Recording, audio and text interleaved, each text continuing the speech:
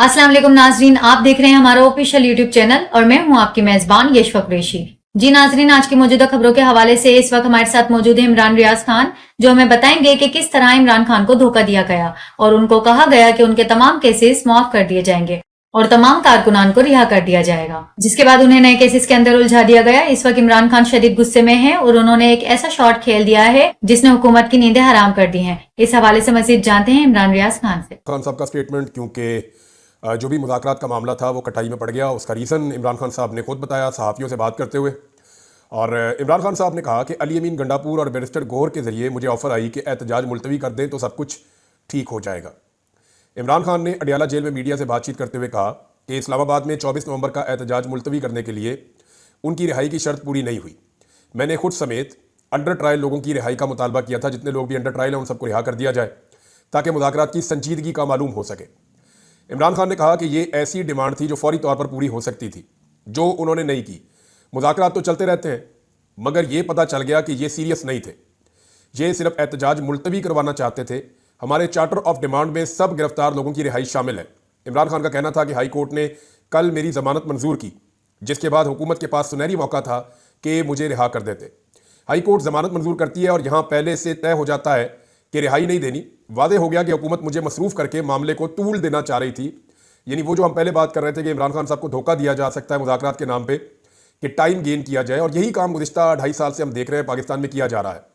लगभग 2.25 साल होने वाले हैं, एक ही काम पाकिस्तान में किया गया है कि मामले को तूल दिया जाए, टाइम गेन किया जाए। ऐसा लगता है निज़ाम ये सोच रहा है कि थोड़े दिन बाद हालात ठीक हो जाएंगे, थोड़े दिन बाद हालात ठीक हो जाएंगे, बस ठीक होने ही वाले हैं, अभी बस चीज़ें ठीक हो जाएगी। तो वो थोड़े थोड़े दिन करके 2.25 साल होने वाले, हालात तो ठीक नहीं हुए। बहरहाल इमरान खान ने कहा कि ये भी वादे हो गया कि असल ताकत जिसके पास है उसी ने ये सब कुछ किया, और सब कुछ ये बताने के लिए किया कि वो जो चाहे करें, वो कानून से बालातर है। इमरान खान ने कहा कि 26वीं आईनी तरमीम मुकम्मल नाफिज हो गई तो कहीं से भी रिलीफ नहीं मिलेगा। हमारे पास जिंदा कौम की तरह एहतजाज के अलावा कोई और रास्ता नहीं है। 24 नवंबर को बैरून मुल्क पाकिस्तानियों का रिकॉर्ड एहतजाज होगा, क्योंकि वो आज़ाद मुल्कों में रहते हैं। हमें हुकूमत की नीयत का पता चल चुका है। एहतजाज भी होगा, मुज़ाकरात भी चलते रहेंगे। मुज़ाकरात होंगे तो बात आगे चलेगी। मुज़ाकरात जिनसे हो रहे हैं नाम नहीं बता सकता, लेकिन जो मुज़ाकरात हो रहे हैं इनमें संजीदगी नहीं है। इमरान खान ने मजीद कहा कि मैं जेल में हूं और मुझ पर केसेस बनाए जा रहे हैं। उसी को बनाना रिपब्लिक कहते हैं। वकला, जजेस, मजदूरों, सिविल सोसाइटी सबको पैगाम दे रहा हूं कि 24 नवंबर को एहतजाज के लिए निकले। इमरान खान साहब ने जोर दिया कि 24 नवंबर का एहतजाज 100% कामयाब होगा। अब वादे हो चुका है कि मुझे 24 नवंबर से पहले रिहा नहीं करेंगे। हम इनकी क्या बात माने? अगर वो बातचीत में संजीदा हैं तो हमारे लोगों को रिहा किया जाए। जेल में रहते हुए मुझ पर 60 केसेस हो चुके हैं। सारे मरकजी केसेस में मेरी जमानत हो चुकी है, मगर इसके बावजूद रिहा नहीं किया जा रहा। इमरान खान साहब ने सारा बताया जी कि अली अमीन गंडापुर और बैरिस्टर गौहर आए थे। वैसे ये दोनों लोग जो हैं वो कंटिन्यूसली एस्टेब्लिशमेंट के साथ राब्ते में है। ये बात मैं आपको पूरी यकीन के साथ कह सकता हूँ। वो इसलिए कि अली अमीन गंडापुर एक सूबे के वज़ीर आला हैं, तो वज़ीर आला का गुजारा ही नहीं होता जब तक कि वो काम कर ही नहीं सकता। हमारा सिस्टम इस तरह से बना हुआ है, एस्टेब्लिशमेंट की इतनी गहरी जड़ें पूरे सिस्टम के अंदर कि कोई वज़ीर आला तो क्या, कोई SHO भी या कोई एक SP या DSP भी जो है वो एस्टेब्लिशमेंट के साथ जुड़े बगैर काम नहीं कर सकता। एस्टेब्लिशमेंट की जड़ें बहुत गहरी है निज़ाम के अंदर, तो वज़ीर आला तो ऐसा सोच भी नहीं सकता। अब अलीमा खान साहिबा ने भी इसकी तस्दीक की। उन्होंने कहा जी इमरान खान साहब को मुज़ाकरात की पेश की गई, 10 दिन के लिए टाइम मांगा गया था। जो मुज़ाकरात करने वाले दूसरे लोग हैं जिन्होंने अली अमीन गंडापुर से रब्ता करके मुज़ाकरात किए या बैरिस्टर गौहर को इन्फॉर्मेशन है, उन्होंने कहा जी कि 10 दिन दे दिए जाए, 10 दिन के लिए एहतजाज आप मौखर कर लें और मुज़ाकरात जो है वो फिर आगे बढ़ते जाएंगे। अब इसमें जो डायरेक्टली उनका स्टेटमेंट है वो ये है कि इमरान खान ने कहा कल मुझे उन्होंने ऑफर किया आप 10 दिन के लिए एहतजाज मुलतवी कर दें, हम बातचीत करने के लिए तैयार हैं। मैंने कहा ठीक है, पहले बेगुनाह लोगों को रिहा करो। बजाय रिहाई के मुझ पर एक नया केस बना दिया गया। इससे वादे हुआ कि ताकतवर लोग जिस वक्त चाहें आपको कैद में रख लें और जब चाहें आपको रिहा कर दें। लिहाजा उन्होंने बड़ा क्लियरली कह दिया इमरान खान साहब ने कि ये इसके पीछे एस्टेब्लिशमेंट है, मेरी गिरफ्तारी के पीछे, और ये सारे मिले हुए हैं और ये सिर्फ टाइम गेन करना चाह रहे थे, जो इमरान खान साहब ने फिलहाल देने से इनकार कर दिया है। और उन्होंने कहा जी कि हम एहतजाज करेंगे, एहतजाज नहीं रुकेगा। मोहसिन नकवी को बुला लिया जी। इस्लामाबाद हाई कोर्ट ने इसका नोटिस ले लिया। इस्लामाबाद हाई कोर्ट के अंदर वो एक केस चला गया था, वहाँ पे चीफ जस्टिस के पास ये केस लगना ही वहाँ था। इस्लामाबाद में जब भी कोई हुकूमत से मुताल्लिक या एस्टेब्लिशमेंट से मुताल्लिक कोई भी चीज़ आती है, वो 90% जो है वो जाकर सीधा chief justice Islamabad high court के पास ही लगती है। वो इख्तियार भी उनके पास ही है।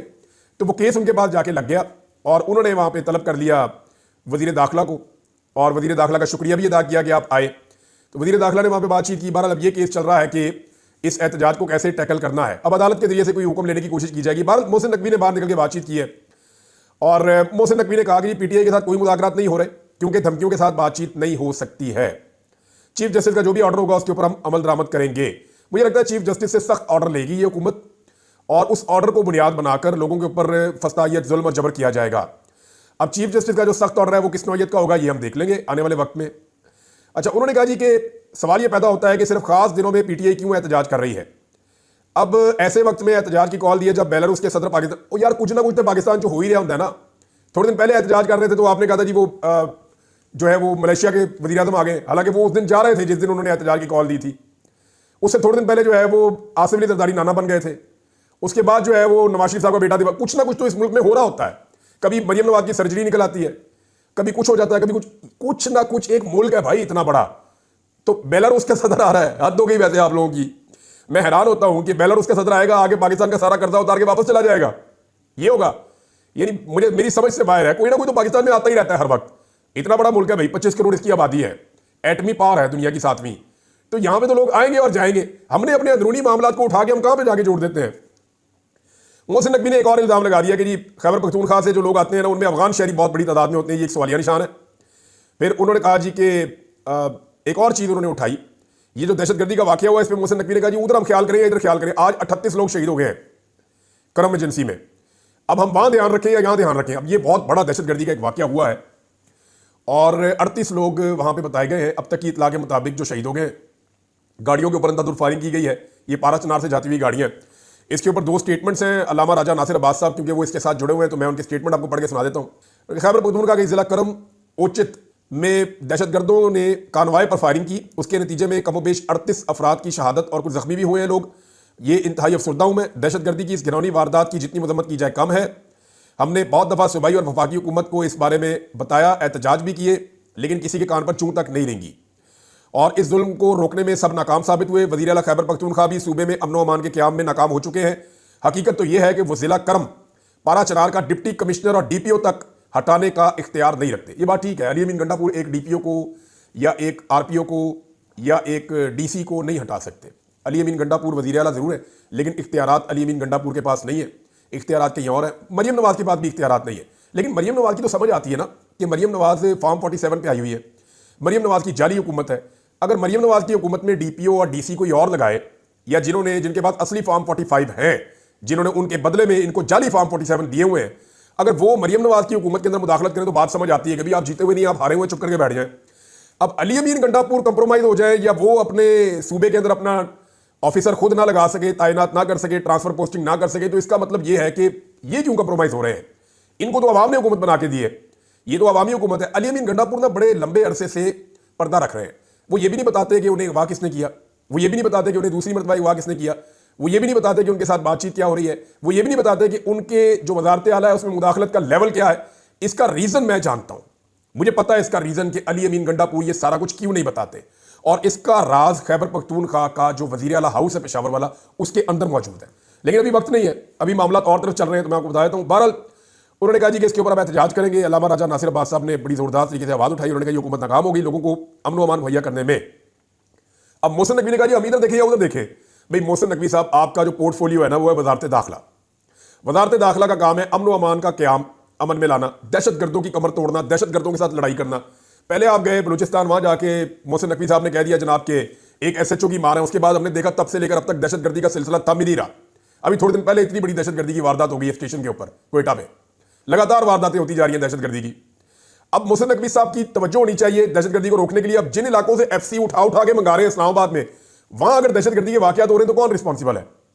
मामला यह है कि सियासी एहतजाज जमहूरियत का हुस्न होते हैं, और अगर सियासी एहतजाज हो रहे हैं तो इससे प्रॉब्लम क्या है। लोगों को एहतजाज करने दीजिए। लोगों को मारना, ताकत इकट्ठी करना, ये कोई जरूरी तो नहीं है। इमरान खान के दौर में भी लोग आते थे एहतजाज करने के लिए, वो वेलकम करते थे। लोग आते थे, आके एहतजाज करते थे, बाद बैठ जाते थे, बाद वापस चले जाते थे। तो लॉन्ग मार्च तो 3 दफा है इमरान खान के दौर में। उन्होंने तो एक दफा भी कंटेनर नहीं लगाए, उन्होंने एक दफा भी लोगों को नहीं मारा, बल्कि उन्होंने कहा जी आने दो इनको। लोग आए, लोग आकर बैठे, बैठ के तंग आके वापस चले गए। तो इमरान खान का अपना स्टाइल था। उन्होंने कहा जी जो दहशतगर्द हैं, जो बाकी मामला हैं, वो रियासत का काम है, ये जो पॉलिटिकल मामला हैं ये पॉलिटिक्स है। तो मेरे ख्याल में मोहसिन नकवी साहब का ये सवाल बड़ा बचगाना है, और मुझे समझ नहीं आ रही कि वो कहां से सोच रहे हैं, या उनको कौन फीड कर रहा है, या उनके बेसिक कॉन्सेप्ट ही खराब है। कि रियासत का काम या वजारत दाखिला का काम यह है कि शहरियों की जानो माल का तहफ़्फ़ुज़ करना। उनका काम यह नहीं है कि साथ उस आईजी को खड़ा किया हुआ है जिसके 9 महीनों के अंदर, पिछले 9 महीने में आपको पता है रिकॉर्ड नौइयत की बदअमनी है इस्लामाबाद के अंदर। पिछले 9 महीने के अंदर 8,000 से ज्यादा क्राइम के वाकयात हो चुके हैं। तबाही फिर गई है पाकिस्तान के अंदर लॉ एंड ऑर्डर के हवाले से। लॉ एंड ऑर्डर की सिचुएशन में जो इंटरनेशनल खबरें आ रही हैं, आलमी सतह के ऊपर जो सर्वे हैं, जो डाटा बताता है वो ये बताता है कि पाकिस्तान दुनिया के टॉप 3 ममालिक में है जहां पे बदअमनी है और लॉ एंड ऑर्डर की सिचुएशन खराब है। ये पाकिस्तान को वहां पहुंचा दिया। अब इसकी रिस्पॉन्सिबिलिटी लेने के बजाय मोहसिन नकवी साहब ये कह रहे हैं कि सियासी लोग एहतजाज करने क्यों आ रहे हैं। मेरी समझ से बाहर है कि ये मामला इस तरफ क्यों ले जाते हैं। असल में इमरान खान साहब को जिन लोगों ने पकड़ा है ना, उनके लिए सबसे बड़ा प्रॉब्लम क्या है, इसको समझें आप। क्यों ये इमरान खान साहब को धोखा देकर डिले करना चाहते हैं। अगर किसी को ये लगता है कि ये इमरान खान को छोड़ देंगे तो ये उसकी खामख्याली।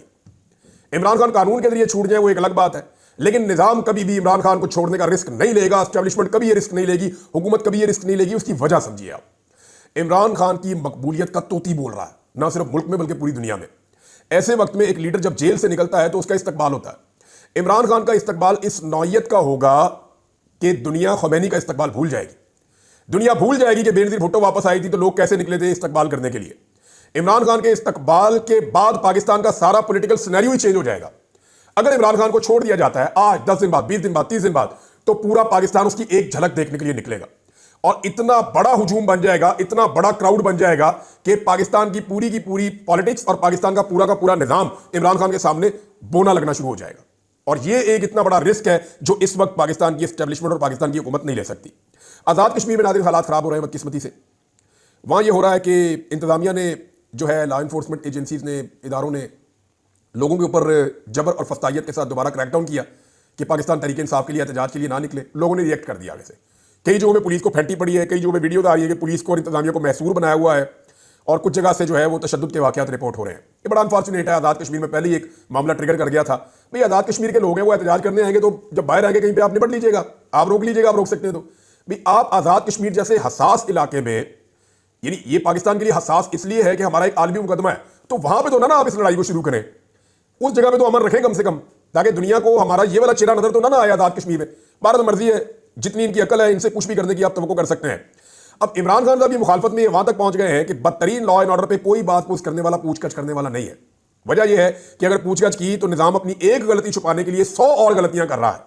यानी अगर पूछगछ करेंगे तो यह साबित हो जाएगा कि इमरान खान का दौर बेहतर था, वो बेहतर परफॉर्म कर रहा था। यानी बदतरीन सरमायाकारी पे कोई नहीं पूछता, बदतरीन महंगाई पे कोई नहीं पूछता, बदतरीन गवर्नेंस और नालायकियों पे कोई नहीं पूछता, मईशत मुकम्मल तबाह कर दी गई, कोई नहीं पूछता, दहशतगर्दी के बढ़ते वाकयात पे कोई जवाब देने के लिए, सवाल पूछने के लिए तैयार नहीं है, खारजी ताल्लुकात में अबतरी पे भी कोई बात नहीं करता। अभी एक बात रिपोर्ट हुई है फैसल वाडा की तवस्सुत से, मैं पढ़ रहा था कि मरियम नवाज ने कोई चीनी सफीर के साथ कोई इस तरह का जुमला बोला है कि लोग तो मरते रहते हैं और उसकी वजह से बड़ा उन्होंने माइंड किया है चीन ने मरियम नवाज के स्टेटमेंट को। अब ये पता नहीं इसके अंदर कितनी सच्चाई है, लेकिन फैसल वाडा कह रहे हैं तो वो एस्टेब्लिशमेंट से उनको हर बात पहुंचती है, तो मे बी वहां पे वो शिकायत हुई हो और वो बात फैसल वाडा तक पहुंची हो। नाज़रीन, मैं आपको 2 छोटी ऑडियो सुनाना चाहता हूं। एक ऑडियो जुनूबी पंजाब से है। डॉक्टर रियाज साहब हैं पाकिस्तान तहरीक इंसाफ के, उनके घर पे पुलिस ने रेड किया। उसकी जो वीडियो है वो भी यानी मैं देख ही नहीं पा रहा था, जितनी खवातीन चीखें मार रही थी और जैसे तशद्दुद कर रही थी पुलिस। और ये बड़ा पढ़ा लिखा खानदान है, बड़े इज्जतदार लोग हैं। जरा उनकी बेटी की आप आवाज़ सुने। उसने एक ऑडियो मैसेज किया, उसकी उंगलियां भी तोड़ दी हैं और ये पुलिस वालों ने टॉर्चर किया है। जरा सुने उनके साथ, उनके वालिद के साथ क्या हुआ। मैं डॉक्टर रियाज लाल साहब की बेटी बात कर रही हूँ। हमारे घर की दीवारें फैला के हमारे घर में आए। हम लोग यहाँ पर एक महफूज मकाम पे जलालपुर में पुलिस हमारे घर के आए, पुलिस का डाला था। SHO ने मेरी वालदा के साथ बहुत बदतमीजी की, घर की औरतों पर हाथ उठाया और डॉक्टर साहब को ज़बरदस्ती इस तरह से ट्रीटमेंट दिया जैसे हम कोई खातिर है। तो नाज़रीन, ये आपने सुना, तो अब आप देखें ना कि नवाज शरीफ की बेटी जाए सर्जरी करवाने के लिए तो मुबैना तौर पे एयरफोर्स के तैयारे में जाए। हमारे फौजी जवानों की लाशें जब वो शहीद हो जाए तो वो उठा के लाई जाए खच्चरों पे और दूसरे जानवरों पे। ये आलिया हमजा साहिबा ने बताया अभी, मैंने ये बल्कि उनके कहने के बाद मैंने वीडियो भी देखी और उन्होंने ये एतराज़ किया आलिया हमजा साहिबा ने कि जनाब हमारे शहीद जवानों की लाशें तो खच्चरों पे लाई जा रही हैं बांध के, और इनके निहारी जो है वो जाती है हेलीकॉप्टरों के ऊपर, इनके बच्चे ट्रैवल करते हैं हेलीकॉप्टरों पे और इनकी बेटी अपनी सर्जरी करवाने के लिए एयरफोर्स के तैयारे में जाती है। तो ये बदकिस्मती नहीं है तो और क्या है। अब जरा एक और बच्चा है, इसका स्टेटमेंट आप सुनिए। ये नारोवाल से पाकिस्तान तहरीक इंसाफ के यासिर मली साहब हैं, उनके घर पे पुलिस ने अटैक किया और वो पुलिस से बचकर भागे कि गिरफ्तारी अवॉइड करनी है। उनके साथ क्या हुआ, जरा उनके बेटे की जुबानी आप सुन लीजिए। मेरे बाबा को गया पीछे मुलाजिम भाग गया, मेरे बाबा का कहीं पहुंच मर गया, इन्होंने ऊपर से इतनी बड़ी मेरे बाबा को ईंट मारे है। तो नाज़रीन, देखा आपने कि ये बच्चा क्या बता रहा है। ये पाकिस्तान के इस वक्त जबर और फस्तायत का ये आलम है, और ये कोई एक दो जगह की कहानी नहीं है। ये कहीं पे रिकॉर्ड होती है, कहीं पे नहीं होती। ये गली गली मोहल्ले मोहल्ले यही दास्तान चल रही है। छोटे छोटे बच्चों को गिरफ्तार करते हैं, छोड़ते हैं, वो फिर उसी काम पे लग जाते हैं, फिर गिरफ्तार कर देते हैं।